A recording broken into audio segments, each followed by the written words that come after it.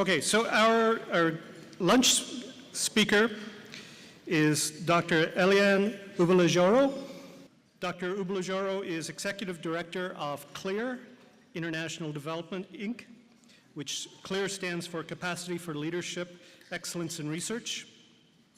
The goal of C.L.E.A.R is to promote global health through development of independent, sustainable clinical programs and research systems in resource-limited areas, in particular in areas of Africa.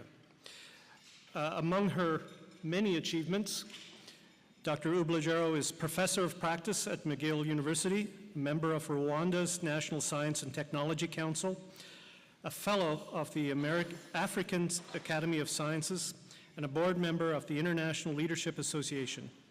She's also a member of Rwanda's Presidential Advisory Council. And could you all join me in welcoming Dr. Eliane Ubalijoro.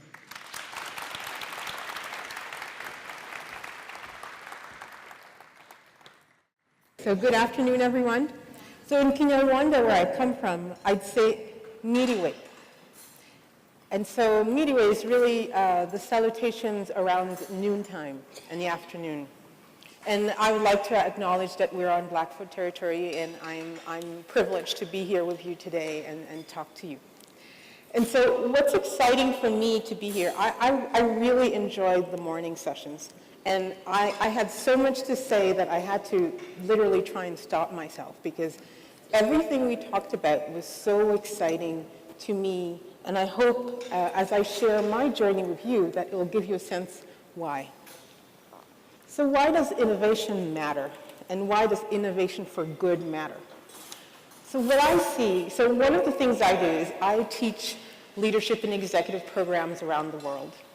And in order for innovation to really have impact, what's really is needed is visioning anew. You have to imagine what wasn't there before. And I feel very privileged as somebody who comes from Rwanda, a tiny country in Africa, and one of the poorest countries in the world. Innovation is critical to everything we do. It's not about management. We have to innovate and create everything. And so creativity matters when you're innovating. And as well, you know, it's really this idea of how do we work collectively? How do we collaborate? I love the values, the Canadian values. I was looking at those values and thinking, okay, which one do I want to choose? And the reality is, I feel like all those values are critical to everything I do every single day of my life. So I just wanted to share a map of Africa and just tell you, this is, for me, innovation matters because there's 1 billion people in Africa, will be 2.6 billion by 2050, and in 6,000 days, half of the workforce in the world will be African. So that doesn't just affect Africa. Okay, if we have climate change issues, if we have political instability, that's more movement around the world, that's more disturbances. And so this is an opportunity as well as a challenge. So for me, innovation is about survival and thriving and visioning a world that is necessary to vision, because it's either that or it's chaos. And so just to give you some context, I'm going to be a little bit academic here. I really love John Kotter because he differentiates management from leadership. And for me, coming from an emerging country, and having worked, I have a PhD in molecular genetics and work in the biotech industry.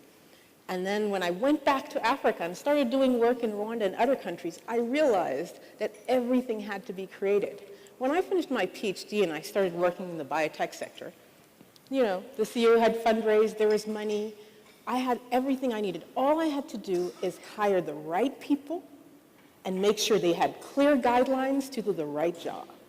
But when I go to Rwanda, things have changed now, but when I'm thinking of the last 10 years I've been working back home, everything had to be done. Everything had to be created. So there are no systems to manage. Everything has to be visioned. And it's very, very important when we're talking about innovation to realize that innovation is founded in leadership. Management comes later, but leadership is a really critical component to thriving innovation. And so I come from Rwanda. In 1994, there was a genocide against the Tutsis in Rwanda. 1 million people were killed in 100 days. That's leadership. Not the best kind of leadership, but that's the power of collaboration for evil. And so in 1994, I was a master's student at McGill University I was writing my thesis, my master's thesis. And during those 100 days, I had no idea if my family was alive. It was a terrible time in my life, but it was also a time of deep reflection in terms of who am I? What is it to come from a country that at that point in the world was the most shameful country to come from? And I also hold the ethnicities that were leading and being massacred. So I hold good and evil in me. And not necessarily because there is a bad ethnic side and a good ethnic side, but it's the reality that all of us as human beings carry that potential for greatness and for the most evil, despicable things in the world. And in order to innovate for good, we have to hold those spaces in us. And for me, it's a very, very critical thing, because what I realize is whatever type of leadership, whether it's good leadership or bad leadership, there's vision, there's a capacity to capture. We know one of those kind of leaders, but we're not going to mention his name. You have to act, and you have to inspire a lot of people. So great leaders, whether they're evil or they're ethically minded and phenomenally heart-centered, do those three things. They have vision, they act, and they inspire. And so it's very important when we're thinking about innovation for good to realize that it can be done for the great or for evil. And your intentions may be great, but how you actually work towards fulfilling those intentions can actually make them into something you hadn't planned. So it's really critical for us to keep that in mind.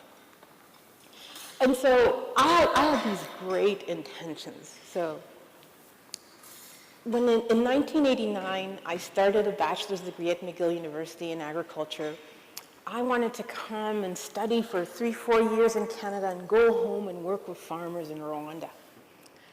And a year into my undergraduate degree, the war started, a civil war started in Rwanda. In 1991, I went home. And I went home to actually do an internship during the Civil War. And everywhere I went, there were roadblocks and road checks, and I needed a special paper to go from one city to another. And so you have to understand, so I come from a very green, very beautiful, hilly country. The annual average temperature is 20 degrees Celsius. So it's always nice. In the morning, you wear a sweater. By noontime, it goes to 26, 28. Evening, it'll go down to 22, 13, 15 degrees. So really, for me, it was paradise. And suddenly, paradise became this place where anything could happen, and power and significance could come from somebody having a gun and holding it up to you. And so what I realized was I was studying to work with farmers, and I didn't know if I could actually do that, because I didn't know if I could survive in a place that was going through a war. So in 1991, when I went back to Canada and stayed in Canada and finished my undergraduate degree, what I didn't know was it was going to take me 14 years to come back home. So one of the things, what I realized is that, I was forced into change. I love this WHO quote, "We would rather be ruined than changed. We would rather die in our dread than climb the cross of the present and let our illusions die." So for people who aren't faced with traumatic situations, the reality is change is difficult. When trauma happens, you have no choice. And so you're faced with the most difficult that you have. And so for me, what I had to do is figure out what was going to be this new life of mine. I had this dream. And so this is another quote I love. You never change things by fighting the existing reality. To change something, build a new model that makes the existing model obsolete. And so what I didn't realize in 1994 when I was 22 years old and writing my master's degree was that I was going to spend more than 25 years, really, working towards creating an existing reality that was very different from what I'd known in 1994. And so a colleague of mine, Marilyn Taylor, has this great quote I really like, is that organizations that were designed for the 20th century world are significantly dysfunctional in the current context. And so I'm talking about change and innovation. What does it take to be a 21st century organization? So I'm going to go back and forth between my personal life and the realities of what does it require from all of us to innovate and build the organizations of the 21st century. And if you think about it, the organizations of the 20th centuries were around manufacturing, was a very physical engineering model. And the 21st century is going to be, it's more of a biological systems model where you have interactions and communications. So I'm going to talk a bit from my biology background. You think about cells, and cells communicate and they signal. And there's a heart, there's a liver, and none of them are more important. They all matter. And so collaboration is critical in the biological system.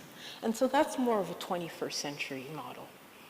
And so what Marilyn says is our most critical current challenge is to re-image organizations for continuous adaptability and innovation in the long-range perspective. Leadership for full collaborative engagement of hearts and minds within and beyond the workplace. And so you may say, oh, this is beautiful, it's so pie in the sky, it's so nice, but at the end of the day, you have to pay taxes, we have to send kids to school, we have parents that are ill that require help, we have a spouse that's on long-term medical leave, like we all have these issues. But here's the context we live in. And so for me, what's been very interesting is as I tried to understand what happened in Rwanda, I moved away from my scientific technical background to, I studied everything from mysticism, spirituality, cultural psychology, and one of the things that I found very interesting is something called cultural memes. So I don't know if any of you are aware of this space that looks at culture and how culture evolves. And it evolves through certain specific patterns. And we can go up in terms of an evolutionary cultural term, or we can go down those terms. And so for me, it's very interesting because what I'm finding is the questions that I'm asking myself are also connecting me in some ways to the research, the work I've done in my life, but in different, more wider ways. And so what I realized is that I had wanted to be an agronomist and work for farmers. So in 1994, I became a refugee because really, if I had been in Rwanda in 1994, being shot with a bullet would be the most wonderful thing that could have happened to me. So you can imagine all the other things. And so I went on and did a master's and a PhD in molecular genetics because I thought, okay, I wanted to work in Rwanda in food security because it was the edge of innovation, because that's what we needed. But I was like, in Canada, that's not the best thing for me. I felt that being at the frontiers of science and working in the space of DNA and molecular genetics and seeing where genomics and the sequencing of the human genome was going to take us was really going to be where I should be going in terms of contributing, what would be my purpose here.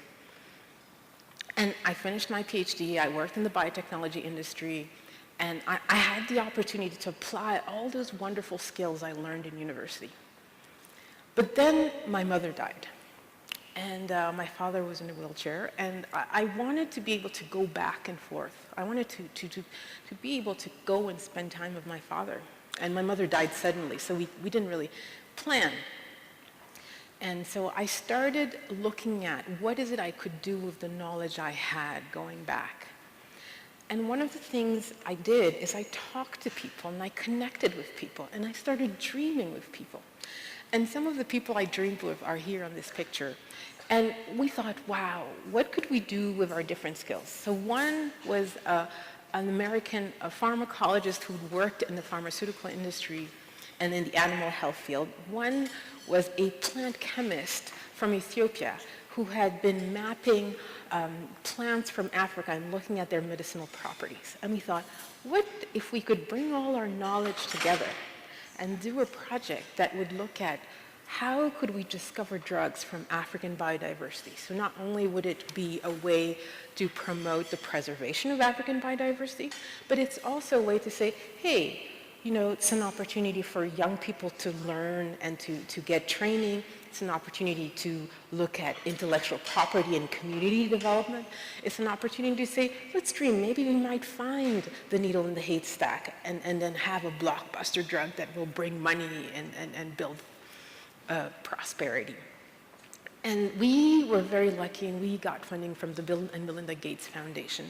And we also got funded from Grand Challenges Canada and the Canadian Institutes for Health Research. And so it was a wonderful adventure across continents, across partnerships.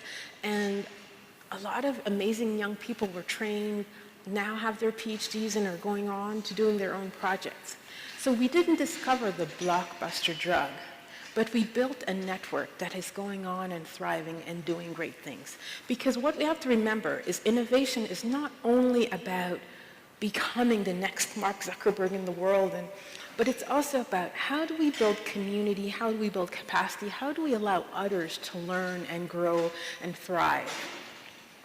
And so one of the things I just wanted to share, and so this is a bit personal. So the top picture is a picture of Coretta Scott King and my mother. And this picture was taken in the late 70s. And so Coretta Scott King said this: I believe that there is a plan and a purpose for each person's life, and that there are forces working in the universe to bring about good and to create community of love and brotherhood. And so this is, in the US now, Martin Luther King's birthday is celebrated. It's a national holiday. So from the I Have a Dream, it's become a national holiday. Okay, we still have challenges, but dreaming is not Pollyannish. Dreams can lead to concrete things that move us forward. And the picture at the bottom is a picture of me and two Congolese women during a workshop that I held in Rwanda after the genocide, talking about how African women can work together towards building peace. And what you have to understand is that following the genocide, Rwanda and Congo had a very complex relationship. And so for me, bridging that gap and talking to these women, and one of them was a nurse who had worked in refugee camps where Rwandans had fled after the genocide, is really about how do we connect across divides, and how do we realize that someone we don't know may have been somebody who saved somebody I know. And so it's that idea that brotherhood, sisterhood, our interconnection is critical. I know this morning we've had discussions on why sustainability? Why does it matter? Why just not focus on profit? Well, at the end of the day, one of us could be in London and a terrorist attack could happen in London and we could die there. On 9/11, my husband was flying to San Francisco, and before they arrived at the US border, the plane had to be called back to Montreal. So our interconnectedness, whether we ignore it or not, can hit us anywhere, anytime. And if we live with that consciousness, then every child on this planet is our child, and their well-being is our own well-being. And this is why, for me, innovation for good is so critical to how we move forward. I'm going to try and move fast. And so, okay, I'm not going to go into this in detail, but so Grand Challenges Canada was one of the funding agencies that supported the research I did with Tim Geary, who's the director of the Institute of Parasitology at McGill. And one of the concepts they talk about is integrated innovation. And I think integrated innovation is a really neat concept because it looks at business innovation, it looks at technological and scientific innovation, and it looks at social innovation. Because we live in a world where, okay, we all want to become programmers and build the next app or whatever that's going to change the world. But the reality is, we don't need just programmers. We need a combination of expertise. And integrated innovation is about bringing all sectors, all fields together towards innovating for the greatness of the world. And so I find that very critical to how we move forward. And Henry Mintzberg, who is a colleague at McGill, and I'm an advisor in his International Masters in Health Leadership that he runs, he likes to talk about the three sectors, the balance between the public sector, the private sector, and what he calls the plural sector. And the plural sector is about citizens, it's about community engagement.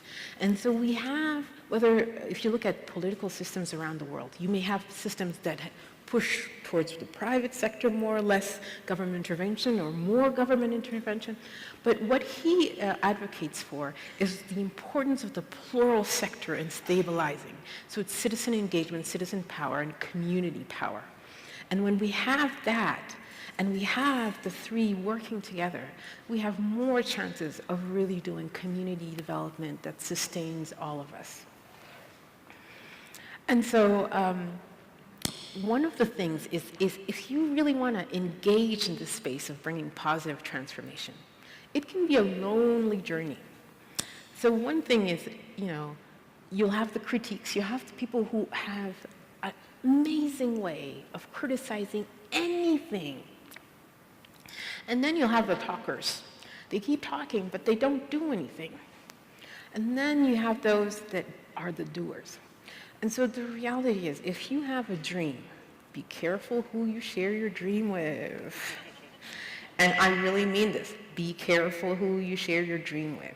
If the person can in no way help you advance your dream, do not share your dream. Because they're going to be the critics or the talkers. And when you're incubating a dream, it's very fragile. It needs protection, it needs nurturing, and it's often nurtured in the dark for a very long time. We often see people when they become successful, but the journey to success is usually a fail-forward, continuous journey. So I love studying Jack Ma because he's a different tech, tycoon, and the 20 years that it took him to become the billionaire that he's become and make Alibaba what it has become, people just thought he was absolutely crazy. And the reality is, nobody wanted to throw money at him. And the ones who actually did in the beginning, divested as soon as they could and regretted it deeply because they could have made 1,000 times more money. And the reality is, the people we see today as the established leaders, thinkers, billionaires, that are telling everything, what to do, etc.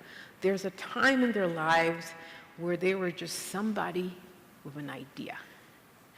And so what we all need to do is really think about this idea of where does our personal meaningfulness, what we see as meaningful and what is socially fulfilling, interact in a way that we can make a difference. So when we have those intersections coming together, the work we can do as change makers aligns who we are with how we can be of greater service to the world.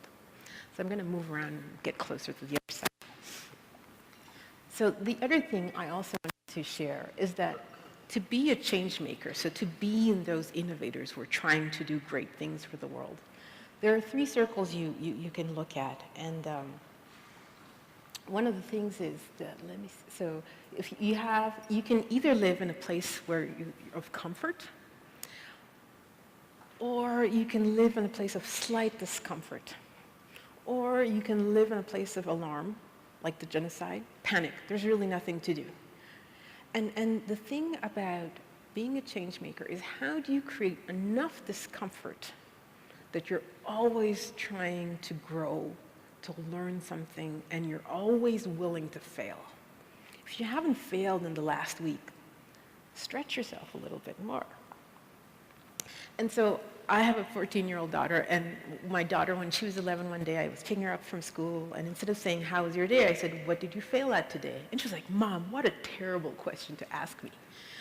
And I said, "No, look, you have to fail at something, because if you're not failing, you're not trying hard enough." And so the following week, she came to me and she said, "Well, Mom, I was put in this group, and none of my friends are in this group, and I don't know anybody here, and I really think I could do much better if I was assigned in the group where my friends are at school." And I said, "Go find whoever's in charge of this program and fight for what you want." And she went on, and she pled her case, and she came and said, "Mom, I failed." And she said, "I tried, I fought for what I wanted, and I didn't get it." And I said, "Hey, high five." And I think it's very, very important. This morning we talked a bit about gender.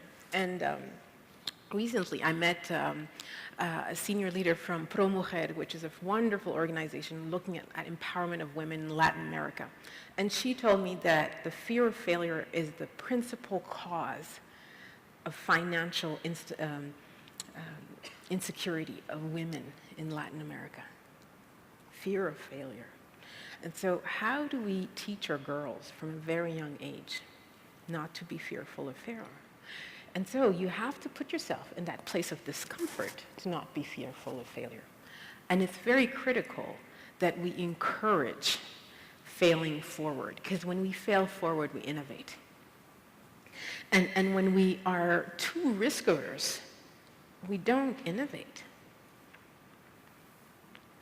And so Carlota Perez, who's a phenomenal thinker, historian on science policy and technology, she wrote this: "A world where profits are made if you follow the rules that will be such that they move you to save the planet. We will save both the planet and the economy by having policies that favor environmental sustainability." And so what I love about this is that how do we create an enabling political system, policy system that favors innovation for greatness, for the world, for the planet, and for humanity? So there's a political side, there's an economic side, there's a social side. And in terms of what Canada is doing, if we look at Canadian innovation, so up to in academia, Canada has the same level of success rate as many of the OECD countries in terms of outputs related to academic innovation. But translating that innovation from academia to actual businesses that create ecosystems where we have large, thriving businesses that feed on medium and small businesses, we have more trouble there. And it's really linked to a risk averseness. And also, there's the safety. Oh, natural resources. Big country, almost no people, 10% of the US population. We have space and resources. And that keeps us comfortable because we're like, well, we can always rely on what we have. So discomfort is essential if we want to innovate and grow and keep those industries in Canada, because we've had times where, we've had our Nortels, we had our RIM, but it comes and goes. And so how do we actually create a system where we have sustained innovation? How do we keep ourselves in discomfort and produce economies that bring profit and that are innovating for sustainability? And I find that very, very critical to how Canada will be moving forward. And so part of what I do is, so for example, for the last 11 years, I've been able to be part of a group.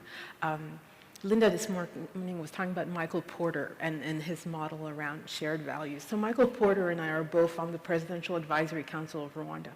And there are phenomenal minds on this council. And this council has existed for 11 years. And for 11 years, we've been thinking together, how do you grow a country from disaster to something amazing?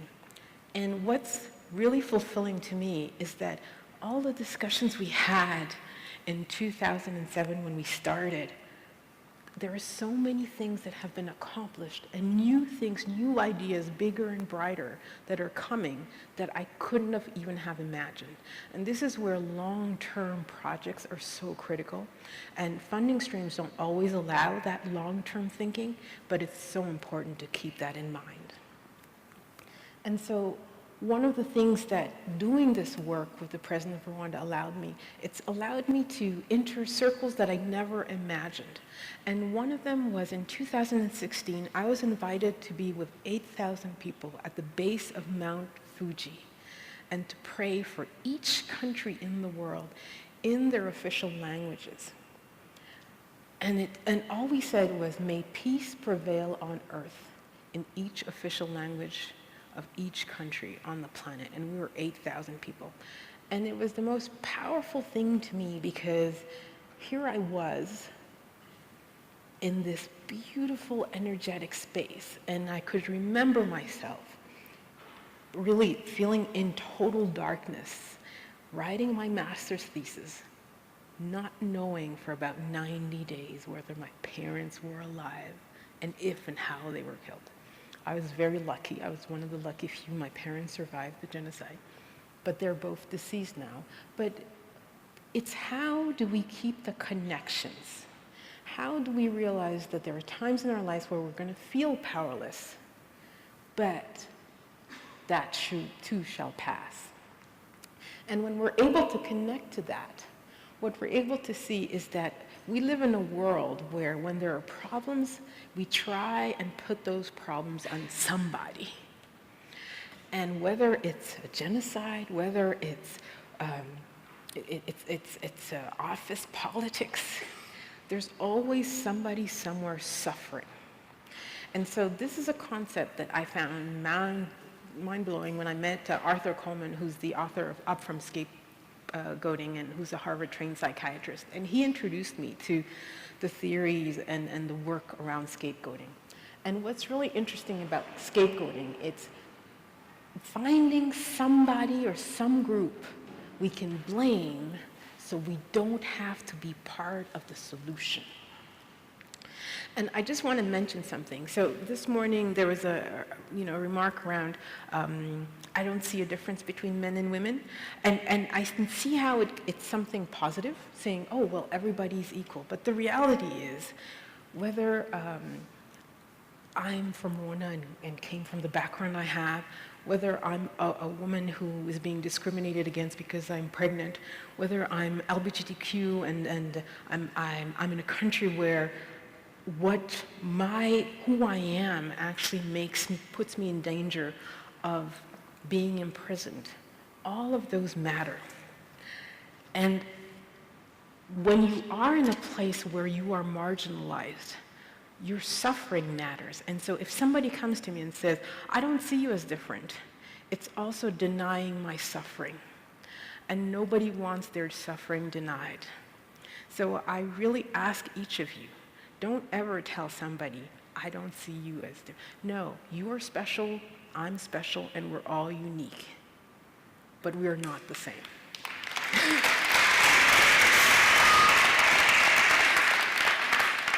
And so this was the image in Rwanda in 1994. This was Time magazine. I will never forget this cover of Time magazine. And it said, the Time magazine cover, there are no devils left in hell. They are all in Rwanda. Okay? And so on the other side of this picture, the top picture is a picture of the inauguration of a cancer diagnostic center with Bill Clinton and Chelsea Clinton, the president of Rwanda, and a local nun. And the bottom picture is a picture that was taken in March 2018 while I was in Kigali at the Next Einstein Forum. And so has anybody ever heard of the Next Einstein Initiative? Okay, one person. Okay. So Neil Turek, who is of South African origin and now heads the Perimeter Institute in Ontario, astrophysicist who's worked with Stephen Hawking, has initiated, he won a TED Prize. And his intent, his dream, when he won his TED Prize in 2008, was that the next Einstein would be African and ideally female. So today, there are 6 African Institutes of Mathematical Sciences in Africa that train men and women to do everything from quantum computing to how are we launching the next satellites in space. And every time the Next Einstein Initiative gathers, they have something called the Ishango Prize. And Ishango is this archaeological artifact that is thought to be the first mathematical archaeological artifact found. And it's been dated to 20,000 years ago, and it was found in Congo. And so the prize is actually a depiction of the Ishango bone with these scratches that had numerical significance. It was kind of like an ancient calculator. And it's important because when you come, like I do, from an area of the world that seems so negatively, to reconnect with the ancient wisdom that was held in my continent is critical to me feeling that I have value, my ancestors had value, and my children and grandchildren and 7 generations down the line can have even more value. And value is about my life matters. And when you think your life doesn't matter, it's hard to contribute effectively to the world. I could go on, but I know that in 15 minutes, the next session is going to start. So I'm just going to stop here and just say that wherever we are, whatever dream we hold, it can be realized. We never know what the time frame is. And I remember talking to Romeo Dallaire and asking him, because he actually saved my parents during the genocide. And I said, what makes you get up every day and work? And he said, every day I don't work. It's delaying the change I want. If that change would come in 200 years, I'm delaying it by 200 years and a day. And so every day I wake up saying, I am working towards that change, whether I see it or not, doesn't matter. But I will contribute fiercely, effectively every day, heart, mind, and soul, to making it emerge whenever the time is right. Thank you very much.